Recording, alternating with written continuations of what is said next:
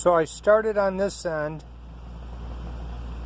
I pushed the tape through till it got to the other end. And then on this end, I just taped the 3 sets of RCAs onto the tape with electrical tape.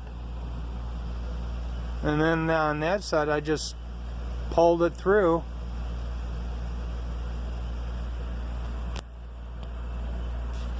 And it was easy as pie. 3 sets of RCAs and my remote wire through there. Piece of cake.